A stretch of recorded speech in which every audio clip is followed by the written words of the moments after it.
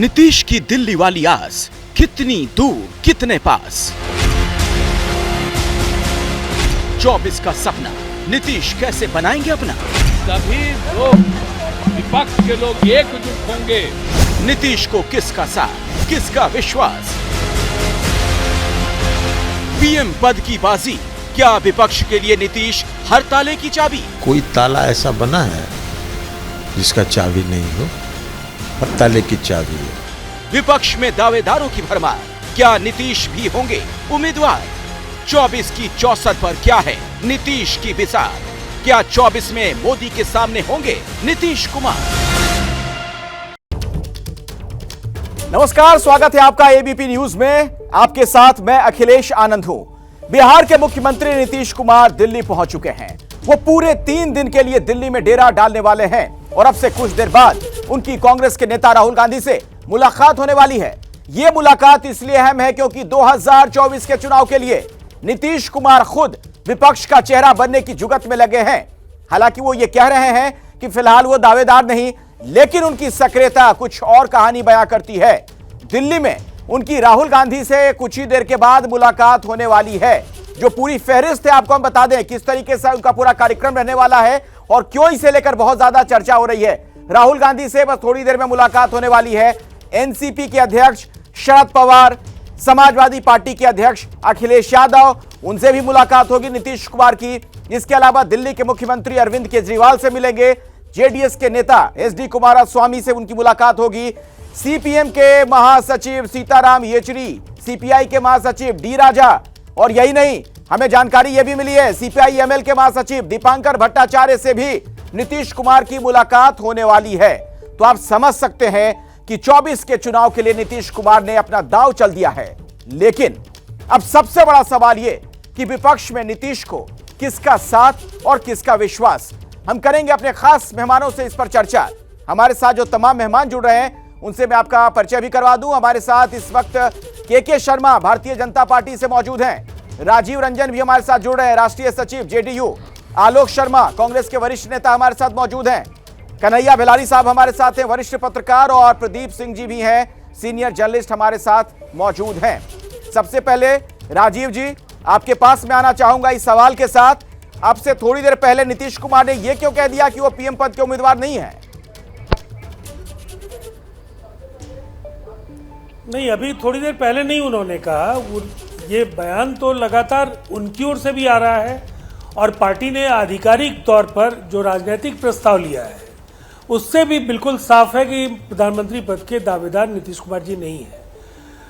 जो पार्टी का आधिकारिक प्रस्ताव है उसके अनुसार नीतीश कुमार जी को पार्टी ने अधिकृत किया देश के तमाम राजनीतिक दलों के नेताओं से बातचीत करना, उनके साथ एक समन्वय स्थापित करना, और जो पूरे देश के हालात हैं, जिस तरह से लोकतांत्रिक मूल्यों के लिए एक संक्रमण का दौर है, संस्थाओं का भगवाकरण हो रहा है, आईसीएचआर और आईसीसीआर जैसी संस्थाएं भारतीय इतिहास और संस्कृति को पूरी तरह से कहीं ना कहीं बदलने की जो फहरिस्त आप गिनवा रहे हैं ना राजीव रंजन जी, ये तब भी हो रहा था जब आप बीजेपी के साथ सरकार में थे बिहार में।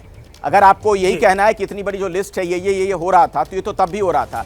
सवाल मेरा जो है मूल मुद्दे पे आप आइए कि आज जो दिल्ली में है नीतीश कुमार, तमाम विपक्ष के नेताओं से मिलजुल रहे हैं। जब उन्हें पीएम बनना ही नहीं, उसकी ख्वाहिश ही नहीं, तो फिर ये क्यों, ये सारी कवायद क्यों। देखिए, मैं पहले अपने सवाल को थोड़ा, अपने जवाब को थोड़ा स्पष्ट कर दूं केवल 30 सेकंड में, फिर मैं आपके सवाल का जवाब दे देता हूं। अगर हमारी पार्टी का इतिहास आप देखेंगे तो नेशनल एजेंडा ऑन गवर्नेंस की बुनियाद थी अटल जी ने जब 26 दलों का विराट मोर्चा बनाया था। उस समय भी हम अपनी असहमति से जो उस समय का एनडीए का लीडरशिप था उसको अवगत कराते थे और उसका सम्मान होता था। हालात बदले, 26 दलों का ये गठजोड़ नरेंद्र मोदी जी के समय आते आते आज पूरे देश में बिखर गया। कोई विश्वसनीय सहयोगी नहीं है। एक भय का वातावरण पूरे देश में है और जिस दम्भ और अहंकार के साथ क्षेत्रीय पार्टियों को खत्म करने का आधिकारिक ऐलान यहां उनके राष्ट्रीय अध्यक्ष ने किया, अलग अलग राज्यों में जिसमें महाराष्ट्र से लेकर मध्य प्रदेश और जो झारखंड की कोशिशें हैं और हमारे यहाँ बिहार में थी, पार्टी के अंदर एक शिंदे को पैदा करने की कोशिशें जारी थी। तो इन सवालों को लेकर मुझे ऐसा लगता है ये कोई एक बारगी ऐसा नहीं हुआ है। हम अपनी प्राथमिकताएं पहले भी तय करते थे और अपने विचारों को स्पष्ट तौर पर नीतीश कुमार जी रखते थे। ठीक है, आज जो हालात हैं वो असामान्य है। ठीक है, आप इसको असामान्य हालात बता रहे हैं। के शर्मा जी, मैं आपके पास आऊंगा। देखिए, आपने सुना क्या कुछ कह रहे हैं राजीव रंजन। नीतीश कुमार अगर ये कह रहे हैं कि मैं पीएम के लिए ख्वाहिशमंद नहीं हूं, तो क्या आपको उनकी बात पे भरोसा हो रहा है? जिस तरीके से वो आराम से इधर से उधर स्विच करते रहते हैं, पलटी मार लेते हैं। देखिए अखिलेश जी, ये नीतीश कुमार जी अपने राजनीतिक अस्तित्व की अंतिम लड़ाई लड़ रहे हैं और उसी की ये जो है दिल्ली यात्रा है। अभी ये कह तो रहे हैं कि मैं रेस में नहीं हूं, लेकिन वास्तव में नीतीश कुमार जी कंबल ओढ़ के घी पीना चाहते हैं और उन्हें अंदाज भी है कि विपक्ष ऐसा है जो जिस दिल्ली पर वो पहुंचे हैं, कंबल भी खींच लेगा और हाथ का कटोरा भी निकल जाएगा, नीतीश कुमार जी को पता नहीं लगेगा। आश्चर्य है कि किस पृष्ठभूमि से आज निकले हैं, वो किस तरह बिहार से, ये भी देखने लायक है। निकलने से पहले वो एक भ्रष्टाचार के सजा प्राप्त लालू यादव के चरण छू के निकल रहे हैं और राबड़ी देवी के, मतलब वो देश को बता रहे हैं कि मैं बिल्कुल से भ्रष्टाचार के साथ मैं संरक्षण के लिए खड़ा हूं। ये संदेश है पूरे आज देश को। और रही बात, ये उस दिल्ली में आ रहे हैं जहां पर फिर कभी ममता भी जब आई थी तो इसी तरह का हंगामा हमने देखा था। इसके बाद यहाँ तेजस्वी यादव भी घूम के गए। पवार साहब आए दिन महाराष्ट्र यहाँ केवल इसी के लिए आते हैं कि पीएम का कौन होगा। यहाँ हमने केजरीवाल जी बैठे हुए हैं पीएम बैठे। और इस बीच सीधी तस्वीरें जरा हम दिखा दें दर्शकों को। 1 मिनट मैं आता हूं आपके पास। के शर्मा जी, ये देखिए, जो मेल मुलाकात का सिलसिला है वो शुरू होता हुआ अब नजर आ रहा है। राहुल गांधी से नीतीश कुमार की जो मुलाकात होनी है, बस ये मुलाकात शुरू होनी है। गाड़ियों का काफिला जो आप देख रहे हैं, ऐसा लगता है कि अब वहां पहुंच गए नीतीश कुमार। और आज की ये मुलाकात कई मायनों में अहम मानी जा रही है, क्योंकि 2024 की जो बिसात बिछाई जा रही है उसके एक बड़े और अहम किरदार है नीतीश कुमार। उनका क्या रुख रहने वाला है ये देखना बड़ा अहम होगा। और क्या एक तरीके से वो कोशिश कर रहे हैं, हालांकि वो कह नहीं रहे हैं, उनके पार्टी के लोग नहीं कह रहे हैं, लेकिन क्या उनका यह प्रयास है कि 2024 के चेहरे के तौर पर, विपक्ष के उम्मीदवार के तौर पर वो नजर आए? तो 2024 की सरगर्मी तेज हो गई है और नीतीश कुमार जिस तरीके से दिल्ली में है, विपक्ष के तमाम नेताओं से उनकी मुलाकात हो रही है। कई सवाल खड़े हो गए हैं कि क्या 2024 की बिसात बिछाने लग गए हैं नीतीश कुमार। तस्वीरें अभी जो हमें मिल रही हैं वो आपको दिखाते हैं। राहुल गांधी से मिलने के लिए पहुंचे हैं नीतीश कुमार। राहुल गांधी से ही नहीं उनकी मुलाकात होगी, बल्कि विपक्ष के तमाम बड़े नेताओं से उनकी मुलाकात होनी है। और देखिए, ये 24 की 64 जिसे हम कह रहे हैं, उस पर किस तरीके से बिसात बिछाते हुए नजर आ रहे नीतीश कुमार। चुनाव से 2 साल पहले उन्होंने पार्टनर बदल लिया। जो शुरुआत हुई वो वहां से होती है। बीजेपी से उन्होंने बिहार में गठबंधन तोड़ दिया। पुराना जो उनका साथी रहा उसके साथ, आरजेडी के साथ उन्होंने वहां पर सरकार बना ली। आरजेडी के साथ नई सरकार बना ली नीतीश कुमार ने। और तेलंगाना के सीएम चंद्रशेखर राव का साथ भी उन्हें मिल गया है। जिस तरीके से उनकी मुलाकात हुई है उसके कई मायने, मतलब विपक्षी नेताओं से दिल्ली में उनकी मुलाकात हो रही है। आज राहुल गांधी से अभी मुलाकात हो रही है, जिसकी तस्वीरें भी हम आपको दिखाएंगे।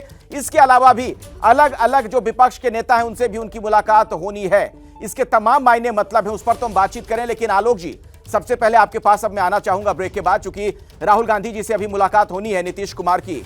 लेकिन उससे पहले जिस तरीके से उनकी पार्टी के लोग और खुद नीतीश कुमार भी कह रहे हैं कि पीएम पद के लिए उनकी दावेदारी नहीं है, सिर्फ विपक्ष को एकजुट करना चाहते हैं। थोड़ी राहत की सांस तो आप लोग ले रहे होंगे कि विपक्ष में पीएम के उम्मीदवारों की दावेदारी में एक नाम तो कम हुआ। देखिए, मुझे लगता है कांग्रेस ने तो राहत की सांस ली ही है, लेकिन देश की गरीब जनता जो है वो राहत की सांस नहीं ले पा रही है। कभी कंबल और कटोरे की बात हो रही थी, देश के बहुत बड़े वर्ग को कटोरा पकड़ा दिया इस सरकार, और बीजेपी वाले कंबल ओढ़कर भी भाग नहीं पाएंगे 2024 आने दीजिए। एक तरफ नीतीश जी यहाँ पर आए और अखिलेश आनंद जी ने जो है वो काले कपड़े पहन लिए। अरे जादू नहीं कर रहे हैं कुछ अखिलेश जी, ऐसा तो कुछ मेरे नहीं कपड़े को मत जोड़िए भाई किसी चीज से आलोक जी, आप अपनी बात रखिए। मोदी जी का मामला है ना भाई, मोदी जी थोड़ा सा डरे हुए हैं आजकल काले कपड़ों से। खैर, मैं केवल ये पूछना चाहता हूँ, लगभग 350 सीटें हैं आज अलायंस के पास। बिहार से 39 सीटें आती, अकाली दल 4, शिवसेना से लगभग 20 सीटें इनको मिली थी। ये मिलाकर 65 से 75 सीटें तो अलायंस की कम होती और लगभग इतनी ही बीजेपी की कम होती। आज 225 और 200 सीटों के बीच में बीजेपी की एनडीए सरकार, मोदी सरकार बैठी हुई है। आज हम पूछना चाहते हैं, भाई आपने 10 साल तक सरकार चलाई, पहले आपने कहा 5 साल दे दो, 60 महीने दे दो, फिर चाहे चौराहे पर लिखा देना और चाहे नोटबंदी करवा लेना। खैर आपने जो भी कहा वो सब देखा देश। अब तो 10 साल हो जाएंगे, अब आप किस बात पर वोट मांगेंगे? अब आपके साथ कौन है? भुखमरी आपने बढ़ा दी, 6.5 करोड़ लोग बिलो पॉवर्टी लाइन चले गए, महंगाई बेरोजगारी आसमान पर है। देश तो के ऊपर उनको 3 गुना उनको जनता कर्जा खारिज चढ़ा दिया। करके, आलोक जी आपके मुताबिक उन्हें अगर जनता खारिज कर देगी अगले चुनाव में, जैसा कि आपको लग रहा है, इतना असंतोष है अगर पब्लिक में, तो किसे चुन लेगी? क्या राहुल गांधी हो जाएंगे पीएम? देखिए अभी वो समय नहीं है। कौन पीएम होगा? जिसके पास देश में ज्यादा सांसद होंगे वो पीएम होगा। नीतीश जी के पास ज्यादा होंगे, नीतीश जी भी हो सकते हैं, हमें कोई आपत्ति नहीं है। ठीक है, तो चलिए एक फॉर्मूला तो आप बता रहे हैं, मुझे अच्छा लगा ये सुन के, जिसके पास ज्यादा सांसद होगा उसका पीएम होगा। प्रदीप जी इतना आसान होगा क्या? आपकी समझ क्या बताती है? अखिलेश जी छोटे में आलोक जी जल्दी से, कुछ और मेहमान है, जरा उनको भी जोड़ना चाहता हूं। हाँ, मैं केवल बीजेपी से ये पूछना चाहता हूं कि पैगासस की मार और रीढ़हीन बेचारा कुछ मीडिया का एक वर्ग डरा हुआ और हिंदू मुसलमान, इसके अलावा इनके पास बचा क्या है जिससे आधार पर वोट मांगेंगे? बता के जाइएगा के शर्मा जी, 1 घंटे का शो है। चलिए, तो मतलब इसके मुताबिक आपके लिए बड़ी उर्वर खेती होने वाली है ना 2024 में, फसल वोटों की खूब काटेंगे आप अगर इतना असंतोष है तो। प्रदीप जी, लेकिन आलोक जी जो बात कह रहे हैं कि आपको लगता है वोट में ट्रांसलेट कर लेंगे क्या? मैं उत्तर दे दूं? हाँ, मैं आता हूं, जरा प्रदीप जी को जोड़ने दीजिए मुझे। प्रदीप जी को जरा सुन लेते हैं। हाँ,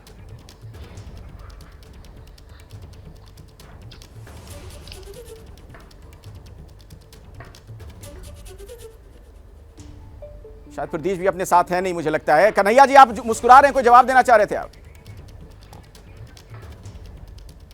ना मैं क्या आप पूछ रहे थे कि कौन प्रधानमंत्री होंगे, वो जवाब दे रहे थे, बता रहे थे कि अभी इनका नीतीश कुमार ने वहां कह दिया कि हम पीएम के फेस नहीं हैं। तो नीतीश कुमार कब कहे हैं कि हम पीएम के फेस हैं? वो तो कभी बोले नहीं हैं। हम लोग जो अनुमान लगा रहे हैं कि पीएम के फेस हैं। हमको लगता है कि आपको अगर याद होगा तो 2013 सितंबर में जब उनका नाम आया आदरणीय प्रधानमंत्री नरेंद्र मोदी जी का कि ये फेस होंगे, उसके पहले तो उन्होंने भी कभी नहीं कहा था कि हम प्रधानमंत्री के फेस हैं।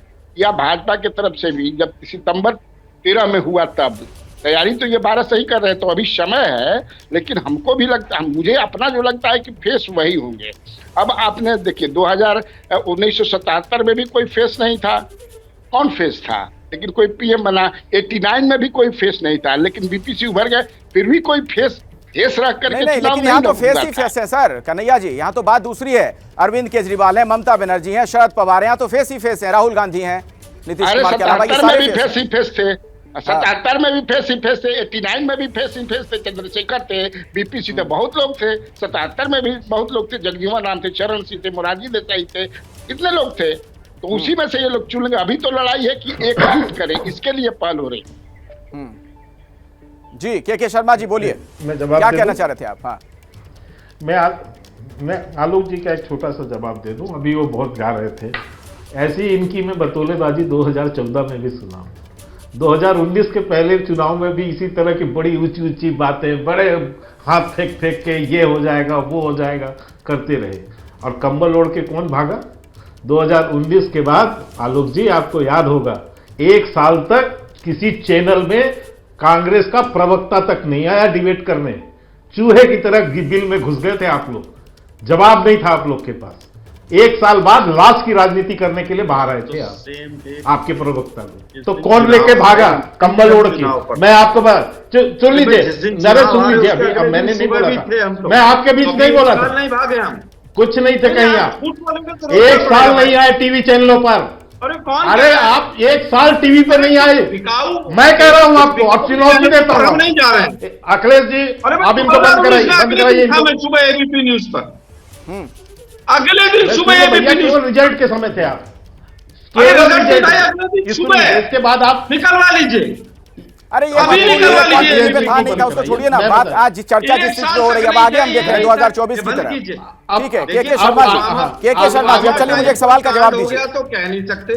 ठीक है, चलिए इस तरह की टिप्पणी से हम बचे हैं। मुझे एक सवाल है, 1 मिनट। के शर्मा जी, प्रधानमंत्री ये क्यों कहते हैं कि भ्रष्टाचार की वजह से विपक्ष एकजुट हो रहा है? नहीं तो और क्या है। तो आप आज तो शुरुआत आपने देखी ना, भ्रष्टाचार के सबसे बड़े प्रतीक जो थे लालू यादव, उन्हीं से तो आशीर्वाद लेके निकले हैं वो प्रधानमंत्री के दौड़ में। तो इसी से आप समझ सकते हैं कि किसके क्या चीज का वो संरक्षण करने जा रहे हैं। लेकिन रही बात, अभी एक जो पत्रकार महोदय कह रहे थे, एक तो मैं बता दूं आलोक जोशी कि ये रणदीप सुरजेवाला का बयान है साहब, आप चिंता मत, 1 साल कोई नहीं आया था टीवी चैनल पे, आप लोग जनवरी में फरवरी में आए। लेकिन अब इसके बाद बताता हूं, सुन लो, मोदी जी की तरह अब मैं आपको बताता हूं।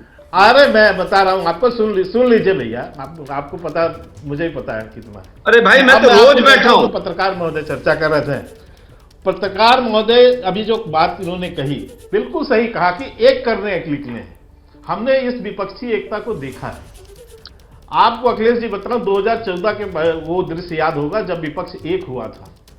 आपको वो इसका कर्नाटका का भी वो दृश्य याद होगा बेंगलोर का, जब पूरे 17-18 लोग हाथ पकड़ के जो है, जो ऐसे बैर जो आपस में कभी मिल नहीं सकते, वो भी हाथ मिला लिए थे।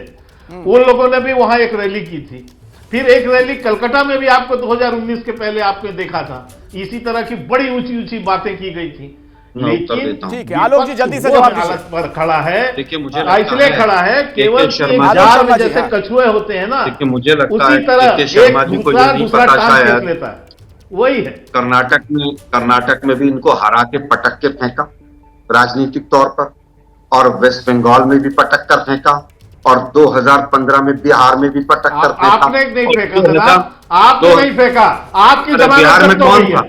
जमानत जब्त हो गई है बंगाल में, क्या बात कर रहे हैं? बिहार में कौन था? आपने फेंका, आप कहां आए हुआ? न 3 में न 13 में, आप न 3 में न 13 में, यही तो बात है। बंगाल में 3 में न 13 में। बड़ा सवाल है, उसके बाद मैं चर्चा आगे शुरू करूंगा ब्रेक के बाद इसी पर, कि जो भ्रष्टाचार वाली बात प्रधानमंत्री कह रहे हैं, बीजेपी के कई नेता कह रहे हैं कि दरअसल भ्रष्टाचारी नेताओं के खिलाफ जब कार्रवाई शुरू हुई तब तमाम विपक्ष से लोग एक प्लेटफॉर्म पर आ रहे हैं। जनता क्या उससे वाकई प्रभावित होने जा रही है? 2024 के चुनाव में क्या उसका कोई बड़ा असर होगा? इस पर भी हम बातचीत करेंगे।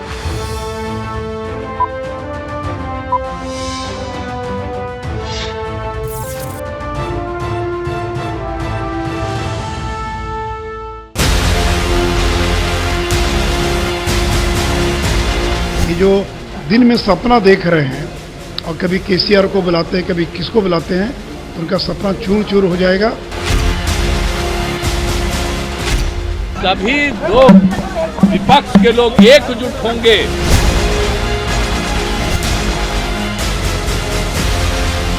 कोई ताला ऐसा बना है जिसका चाबी नहीं हो, और ताले की चाबी हो। तुष्टीकरण की राजनीति जो जितना करेगा वही प्रधानमंत्री के रेस में आगे बढ़ेगा।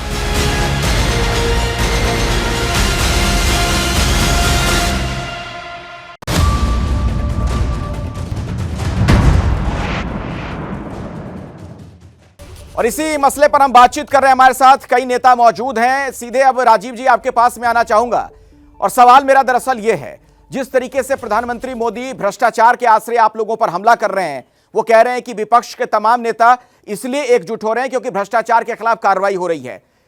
आपको याद होगा जब लालू जी से, यानी कि तेजस्वी यादव से पिछली बार अलग हुए थे नीतीश कुमार, तब भी भ्रष्टाचार की ढाल उन्होंने ली थी। क्या एक बार कहीं ऐसा फिर से तो नहीं होगा जो भ्रष्टाचार वाला डिस्कोर्स सेट किया जा रहा है, नीतीश कुमार यू टर्न ले लें? देखिए, सबसे पहले तो इनकी पार्टी का नाम तो हम लोगों ने लोटस लॉन्ड्री कर दिया है। लोटस लॉन्ड्री में जो धुलेगा, बेईमानी की कालिक भी मिटेगी, और जो भ्रष्टाचार के दाग हैं उनका भी अता पता नहीं होगा। ये इनका नया विज्ञापन है, और इस विज्ञापन के लिए जो कुछ भी इन्होंने किया असम में, वो 2010 का आप असम ट्रिब्यून की रिपोर्ट एक केवल पढ़ लीजिए, उसमें क्या क्या इन्होंने किया। बाजाप्ता एक बुकलेट इन्होंने छापा, और गुवाहाटी और गोवा दो के वाटर स्कैम को लेकर के इन्होंने मुख्य आरोपी इन्होंने बनाया उनको, जो इनके तारनहार हैं और इनके वर्तमान मुख्यमंत्री हैं वहां, हेमंता विश्वा शर्मा। उस बैठक में जो इनकी पार्लियामेंट्री पार्टी की मीटिंग हो रही थी, उस मीटिंग में आज के प्रधानमंत्री जी भी थे। 2 दिन तक पार्लियामेंट की प्रोसीडिंग रुकी हुई थी। ये है इनका चरित्र, ये भ्रष्टाचार पर नसीहत दे रहे हैं। अब मैं दूसरी बात कहूंगा, येदियुरप्पा ताजा उदाहरण है। जिनको कोर्ट ने राहत दी है, बरी नहीं किया है, इन्होंने अपने पार्लियामेंट्री बोर्ड का सदस्य बनाया है जी। पंकजा मुंडे से लेकर एक लंबी फेरिस्त है व्यापम को लेकर के। चलिए, तो मैं सवाल ले लेता हूं के शर्मा जी से। शिवराज सिंह के शर्मा जी, ये सुनिए, ये जेडीयू के नेता तो आप ही लोगों के चाल चरित्र और चेहरे पर सवाल खड़े कर रहे हैं। 30 सेकंड दे दीजिए जल्दी से राजीव जी, फटाफट। नहीं, केवल 30 सेकंड आनंद जी। अखिलेश जी, केवल 30 सेकंड। देखिए, एक बड़ा सवाल क्या है, अभी तो लालू जी के बारे में बहुत लंबी चौड़ी बातें इन्होंने कह दी। लालू जी गठबंधन के नेता हैं, लेकिन किसी सरकार की अगुवाई नहीं करेंगे। लेकिन इनकी सरकार में राकेश सचान जी मंत्री हैं, सजा याफ्ता हैं, कोर्ट से फैसले की फाइल लेकर के भाग गए। इनके पास कोई न चाल है, न चरित्र है और चेहरा। ये कटोरा, इस देश को कटोरा नीतीश कुमार जी के हाथ में इन्होंने कटोरा कहा। ये जो असंतुलन जो बिगड़ा है, ठीक है, बात और ये जो बदहवासी है, कुछ और मेहमान ये सत्ता से इनकी विदाई है, इसीलिए ये बदहवासी। के शर्मा जी, जल्दी से। देखिए, मैं केवल इतना कहूं, राजीव रंजन जी के पास आपके ही एक प्रश्न का जवाब नहीं है। आपने ही पूछा कि जिस तेजस्वी यादव को आपने ये कहते हुए कि आपके ऊपर भ्रष्टाचार का आरोप है और आप जवाब नहीं दे रहे हैं, इसलिए मैं आपसे सत्ता से अलग होता हूं और ये छोड़कर हमारे साथ आए थे। उसका भी मैं आपको जवाब दे देता हूं। यादव का प्रमाण मिल गया। सुनिए राजीव जी, मैंने बीच में नहीं बोला। 8 साल से आपकी सरकार है, क्या साबित कर पाए? क्या साबित कर पाए तेजस्वी यादव के खिलाफ? बारी बारी से बोलिए सर, बारी बारी से। मीसा भारती के खिलाफ सर बारी बारी से बोलिए ना। के शर्मा जी को अपनी बात पूरी कर लेने दीजिए। आलोक जी भी है मेरे साथ, कन्हैया जी भी है। ठीक है, जल्दी से के शर्मा जी, जल्दी बोलिए सर। राजीव जी बौखलाइए मत, हताशा में मत आइए। आपको भी पता है कि लालू प्रसाद यादव को 22 साल बाद सजा मिली है। तो आपके बात 22 साल बाद। अभी तो आपने कटोरा पकड़ा दिया। इसलिए आप बीच में नहीं, आप बौखला रहे हैं, तभी बीच में चिल्ला रहे हैं, नहीं तो मैं तो आपके बीच नहीं बोला। आपकी बौखलाहट दिखा रही है कि आपके पास जवाब नहीं है बीच में। क्योंकि आज जो है नीतीश कुमार जो है वो ऑलरेडी आप भ्रष्टाचारियों के संरक्षण बन चुके हैं। क्योंकि जिससे यही दर्शाता है कि जिस ढंग से वो आज वहां से शुरुआत की और वही तेजस्वी यादव जिसके लिए वो एक कहते मंत्री के पास हटे, आप तो जवाब दे दीजिए हेमंत बिस्वा शर्मा पर। यही बौखलाहट है, केवल हिट एंड रन पार्टी है। आप हिट कीजिएगा, आपको तो बौखला रहे हो, चिल्ला रहे हो। चलिए, मैं जरा कन्हैया जी के पास चलता हूं। बिहार की राजनीति को बहुत सवालों का जवाब दीजिए। ठीक है कन्हैया जी, जरा एक बात बताइए। मैं जो बोल रहा हूँ मेरे को जवाब दीजिए। जल्दी बात पूरी कर लीजिए सर, 20 सेकंड में। तेजस्वी यादव क्या भ्रष्टाचार से बाहर हो गए हैं क्या? आप सर्टिफिकेट दे रहे हैं उसी से जोड़कर सवाल पूछ रहा हूं। अब मेरा सवाल सर, एक मिनट, मेरा सवाल कन्हैया जी से। मेरा सवाल है कन्हैया जी, जो नीतीश कुमार लालू यादव के भ्रष्टाचार को मुद्दा बनाकर यहां तक पहुंचे, सीएम की कुर्सी तक पहुंचे, सभी को यह पता है कि चारा घोटाले को लेकर कितना बड़ा आंदोलन किया नीतीश कुमार ने उसके खिलाफ में सुशील मोदी के साथ मिलकर, और उनकी राजनीतिक जमा पूंजी की बात करिए तो एक बड़ी जमा पूंजी उनकी यही रही, लालू विरोध। अब ऐसे में वो जनता को कहां तक कन्विंस कर पाएंगे जब उनके साथ हैं तो, और खासतौर पर भ्रष्टाचार वाले मुद्दे पर, लालू यादव के परिवार के भ्रष्टाचार वाले आरोप पर। देखिए, नीतीश कुमार के खिलाफ भ्रष्टाचार का कोई केस नहीं है, जैसे आदरणीय प्रधानमंत्री के खिलाफ कोई केस नहीं है।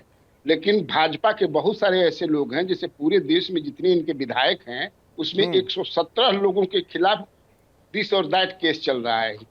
हेमंत बिस्वा शर्मा का लालू की बात कर रहे हैं, लालू यादव की बात मतलब नहीं है। लालू यादव जो घोड़ा है जो फेस होने जा रहा है वो नरेंद्र मोदी जी के ही तरह पाक और साफ है, इसीलिए उसको सामने रख करके लोग चुनाव में जा रहे हैं। मेरा कहना यही है। और बाकी भ्रष्टाचार की बात करेंगे तो हमाम में सब नंगे हैं। एज ए पत्रकार मैं देखता हूं कोई ऐसी पार्टी नहीं है जिसमें भ्रष्टाचारी न हो। मतलब भ्रष्टाचार मुद्दा ही नहीं है फिर तो भ्रष्टाचार सिर्फ कहने वाली बात है, कोई मुद्दा ही नहीं आपके मुताबिक? ना, भ्रष्टाचार कोई मुद्दा नहीं। हम लोग जानते हैं, यहाँ नहीं उतना बोल सकते हैं। हम भाजपा के भी बहुत सारे नेताओं को जानते हैं, सब पार्टी में वो वैसे लोग हैं, पूरे देश भर में हैं, बिहार में भी है।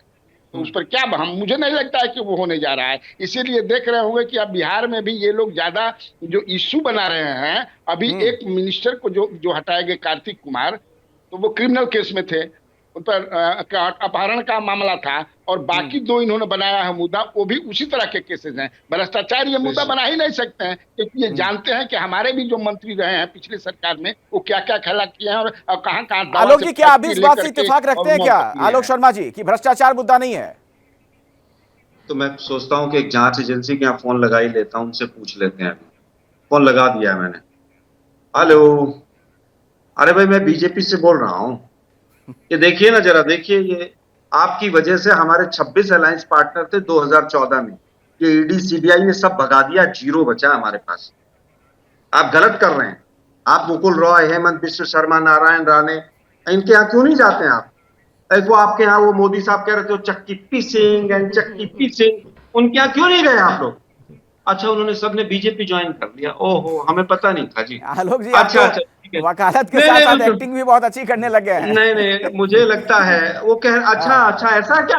ये कह रहे हैं ईडी वाले कि बीजेपी के 96 सांसद ऐसे जिन पर ये जो फोनो जो सुन रहे हैं के शर्मा जी, जवाब दीजिएगा क्या? अरे सुनिए ना जरा भाई, ताली बजा रहे हैं आप, जवाब दीजिए जरा। बता रहे हैं, ये कह रहे हैं 96 सांसद ऐसे हैं बीजेपी के जिन पर हीनियस क्राइम है, लेकिन मोदी साहब ने मना किया हुआ है। साहब कहीं नहीं जाना भाइयों बहनों मित्रों। चलिए फोनो का जल्दी जवाब दीजिए के शर्मा जी। मुझे 600 करोड़ वोट मिला है। आलोक जी, हो गई बात आपकी जी। ऐसा है, मुझे अखिलेश आनंद जी, मुझे नहीं पता था कि आलोक शर्मा इतने बड़े नौटंकीबाज हैं। आलोक शर्मा इतने बड़े नौटंकीबाज हैं, कांग्रेस ने प्रवक्ता बनाया नौटंकीबाजों को शायद रखा हो। नौटंकी करने वाले इनको नौटंकी मुबारक हो इनको। लेकिन मैं ये बता दूं कि ये भ्रष्टाचार पे एक शब्द नहीं बोल पाएंगे लक्ष्मण की पार्टी। अखिलेश जी देखिए, बात नहीं पहुंचेगी। मैंने नहीं बोला, शपथ लेते हैं। इनको बंद कराइए, इनको बंद कराइए।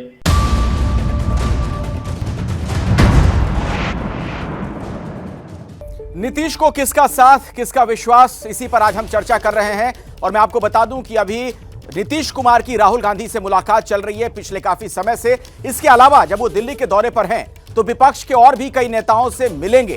तो 2024 की ये पूरी बिसात बिछाई जा रही है, उसकी बाजी किसके हाथ लगेगी, ये सवाल तो बना हुआ है। लेकिन विपक्ष का चेहरा क्या नीतीश कुमार हो जाएंगे पीएम उम्मीदवार के लिए, ये एक बड़ा सवाल है, क्योंकि दावेदार कई हैं। अब मैं बातचीत की शुरुआत आपसे करना चाहूंगा के शर्मा जी, चूंकि कई सवाल आपके पास पहुंच गए हैं और एक महत्वपूर्ण सवाल जो आप सुन रहे थे हमारे पैनलिस्ट को, उसमें बात यह कही जा रही है कि भ्रष्टाचार के मुद्दे पर आप लोग नीतीश कुमार को कम से कम नहीं घेर सकते हैं, क्योंकि नीतीश कुमार की अब तक बेदाग छवि रही है। उनके आसपास के लोगों पर भले हमले कर लीजिए, तो वो तो आपकी पार्टी में भी ऐसा है कि कई बीजेपी के नेताओं पर दाग लगे हुए हैं। नहीं, ठीक कहा आपने। लेकिन मैं आपको एक बात पहले बता दूं कि आपने जो आलोक शर्मा जी से पूछा कि आप भ्रष्टाचार पर क्या कहना चाहते हैं, तो आलोक शर्मा जी से आप क्या अपेक्षा करते हैं? जिस पार्टी का राष्ट्रीय अध्यक्ष और पूर्व राष्ट्रीय अध्यक्ष दोनों जो है भ्रष्टाचार के मामले में जेल से बेल में हो, भ्रष्टाचार के मामले में, उनसे आप भ्रष्टाचार के विषय में पूछ रहे हैं, जिनकी 2014 में सरकार ही गई इसी के लिए। तो इनके लिए तो भ्रष्टाचार कुछ नहीं है, ये तो पर्याय है कांग्रेस और ये पर्याय है। रही बात जो आप ये कह रहे हैं कि नीतीश कुमार को कोई नहीं घेर सकता, मैं कहता हूं ठीक है, लेकिन आप जब भ्रष्टाचारियों के ग्रुप के ही हेड बनना चाहते हैं तो आप कैसे बच सकते हैं? आप यदि भ्रष्टाचारियों के ग्रुप के हेड हैं और हर जगह आपको ये दिख रहा है, और ऐसा कौन सा वो है कि क्या ममता बनर्जी के यहां आप नहीं देखे 2-2, 3-3 बंगले भरे हुए नोट मिले, कमरे कमरे में नोट भरे हुए, दुनिया ने नहीं देखा होगा इतना नोट जितना नोट वहां देखने को मिला। आप ऐसे ही तमाम आप घोटाले देख सकते हैं। तो आप ये सोचते हैं कि हम भ्रष्टाचार भी करेंगे और बच भी जाएंगे, ये संभव नहीं है। आप भ्रष्टाचार करेंगे तो कार्रवाई भी होगी। और आलोक जी, मैं आपको बधाई देता हूं, मुझे नहीं पता था कि कांग्रेस अब नौटंकीबाजों की भी भर्ती करके रखी है अपने यहाँ। आलोक जी जवाब दीजिए, जो नौटंकीबाजी करते हैं। जब सच्चाई सामने आती है तो नौटंकी लगती है। वो चक्की पीसिंग एंड नौटंकी। मैं जो कर रहा, सुनिए, जो मैं कर रहा हूँ सच्चाई बता रहा हूँ। आपका चेहरा दोगला जो है उसको बेनकाब कर रहा हूँ। वो जो पीसिंग हो रहा था ना, वो नौटंकी थी। और किस बोला था 700 पेज का वो कागज कौन लेकर विधानसभा में गया था? आज का आपका महाराष्ट्र का मुख्यमंत्री, वो नौटंकी कर रहा था। लेकिन ठीक है, मोदी जी हैं तो मुमकिन है सारे भ्रष्टाचारी वॉशिंग मशीन में एलजी की धोल के वहां पर पहुंच जाते हैं। कमल का फूल और पूरे देश के फूल। आज बात ये नहीं, आज बात ये है अखिलेश जी कि 26 में से कितने दल इनके साथ हैं, आज क्यों नहीं है इनके साथ? विकास हो रहा है, पता नहीं क्या क्या हो रहा है, सब दल क्यों छोड़कर भाग गए इनके? 35 रुपए में पेट्रोल दिलवा दिया इन्होंने, 35 रुपए का डॉलर करवा दिया, 600 करोड़ वोट मिल गई इनको, और पूरे कितना विकास हो रहा है चारों तरफ, फिर भी लोग छोड़कर जा रहे हैं। लाखों करोड़ की ड्रग्स मिलती है, लेकिन अभी वो फोन आया था मेरे पास दोबारा ईडी वालों का, वो फिर कह रहे थे, बोले सब गुजरात में नहीं, हमारी एंट्री बैन। ईडी वालों का फोन आपको भी आ रहा है आलोक जी? अरे साहब अभी आया था, मैंने फिर पूछा, बोले साहब वो सीबीआई डायरेक्टर की पेंशन तो आप लोगों ने बंद करवा दी ऐसे ऐसे कर करके पेगासस पे एफआईआर के चक्कर में, हमारी पेंशन और बंद करवा दोगे? मैंने कहा 100 से ज्यादा लोग गुजरात में कच्ची शराब पी के मर गए और बेशरम लोग जल्दी से फिर मैं बाकी लोगों मैं केवल ये पूछना चाहता हूँ कि वहां पर ईडी सीबीआई भजन करने और वो मजीरा कर बजाने गई थी वहां पर ना, ऐसे ऐसे करके मजीरा बजाने लगती है जब बीजेपी का कहीं पर। ठीक है के शर्मा जी जल्दी से सर प्लीज 30 सेकंड में अगर आप बोलते हैं। शर्म रखो। देखिए बिल्कुल दे रहा हूं, लेकिन इनको बंद करा दीजिए। मैं इनको आलोक जी को इनका ज्ञानवर्धन कर दूं कि जो हमारे गठबंधन के दल के लोग छोड़ गए हैं उनको मुबारक, अच्छी बात। वो दल छोड़ के गए हैं ना, जनता छोड़ के नहीं गई है। उनके छोड़ के जाने के बावजूद हमको 2019 में 303 सीटें देकर जिताया है, बहुमत से कहीं ज्यादा। इसलिए हमको हमारे साथ जनता जुड़ी हुई है, हमारे साथ उसकी जरूरत नहीं। अब मैं दूसरी बात आपको और समझा देना चाहता हूं, जो आप ये कहना चाह रहे हैं कि ये जो आते हैं आपके यहां धुल जाते हैं। आप महाराष्ट्र की बात बता रहे थे, इसके बाद तो सरकार आपकी थी, आपकी सरकार थी तो आपके पास नहीं थे कागजात, किसी को आपने किया है वहां पर? क्या किया आपने 2.5 साल? नहीं 2.5 साल आपने वहां क्या किया? 2.5 साल वहां क्या मलाई काट रहे थे आपने? किसी एक आरोपी, किसी एक के ऊपर आरोप लगाया हो, किसी एक के ऊपर के शर्मा जी बात कही। ठीक है चलिए मैं थोड़ा सा इस टूटू में से बाहर निकलना चाहता हूँ। जनता के खून में अपने बारे में अपनी बात रखिए साहब, तभी हम एक दूसरे को सुन पाएंगे। राजीव जी ठीक है सर आपकी बात हो गई। राजीव जी छोड़ दिया, राजीव रंजन जी। अरे मां बेटे जेल से भेज रहे हैं के शर्मा का चलो बात करने के लिए भ्रष्टाचारी लोग। अरे एक मिनट सर, के शर्मा जी और आलोक शर्मा जी, हजारों करोड़ की कंपनियां सुन तो लीजिए के भाव अपने 2 मित्रों को बेच दी। सर कुछ और लोग भी हमारे मां बेटे को तो बचा नहीं पा रहे हो। ठीक है राजीव रंजन जी, के शर्मा एक और अहम बात कह रहे हैं। वो कह रहे हैं कि दरअसल भले नीतीश कुमार बेदाग हों, लेकिन अगर उनके आसपास भ्रष्टाचारी हैं तो उन भ्रष्टाचारियों के ही तो रिंग लीडर कहलाएंगे।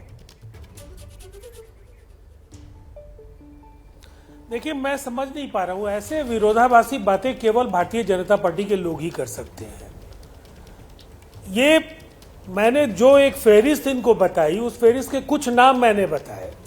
इनके वंशवाद, इनके भ्रष्टाचार, इनके दागी नेताओं, इनके अगर मैं आंकड़े बता दूं तो एडीआर और जो आपके राष्ट्रीय अपराध अन्वेषण ब्यूरो के जो रिकॉर्ड्स हैं, उन रिकॉर्ड्स के हिसाब से सबसे ज्यादा दागी 1000 से ज्यादा एमएलएज इनके हैं। उन एमएलएज में कितने दागी हैं जरा इनसे संख्या पूछ लीजिए। और उन दागियों में केवल मैं इतनी बात कहूंगा कि महाराष्ट्र में 75% मंत्री दागी हैं, 20 में 15 मंत्री।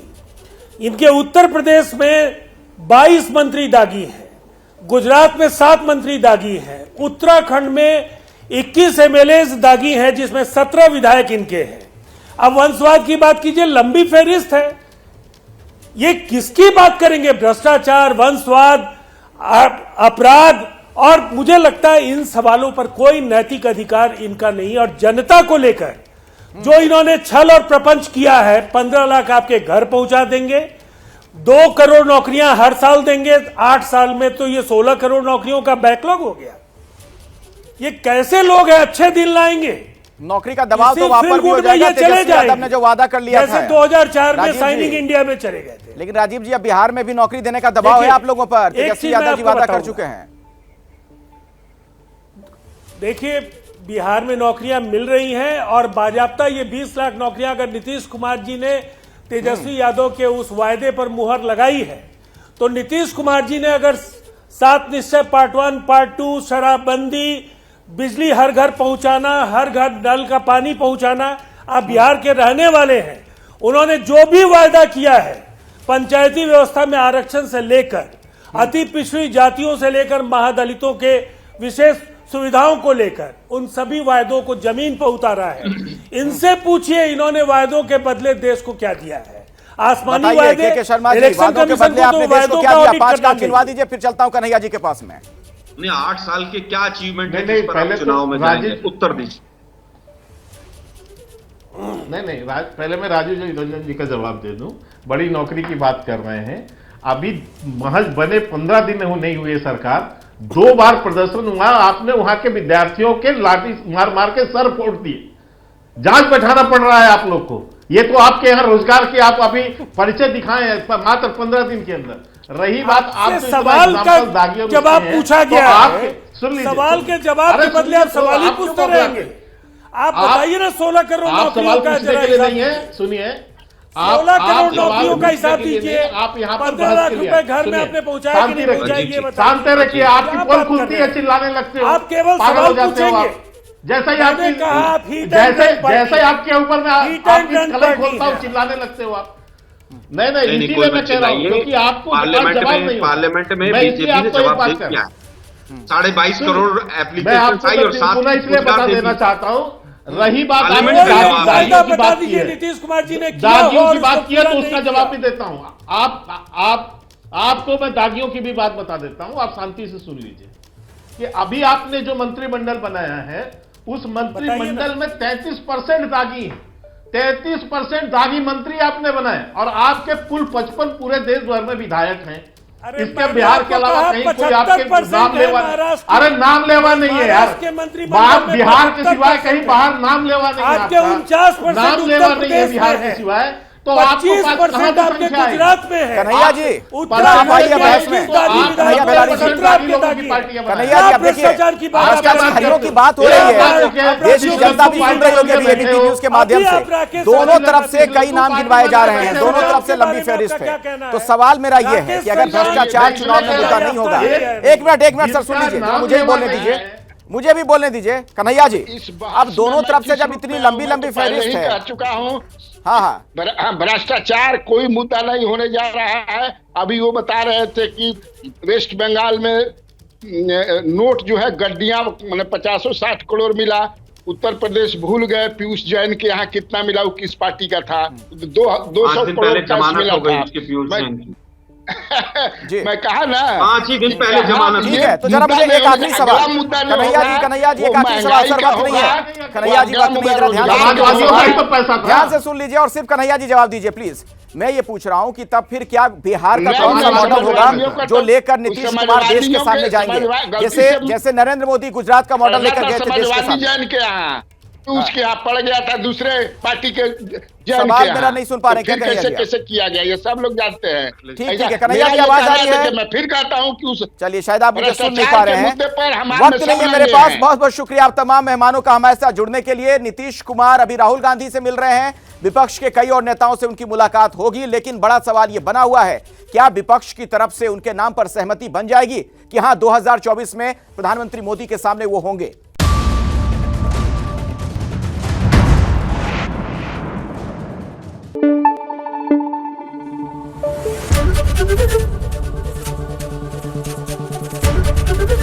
एबीपी न्यूज आपको रखे आगे।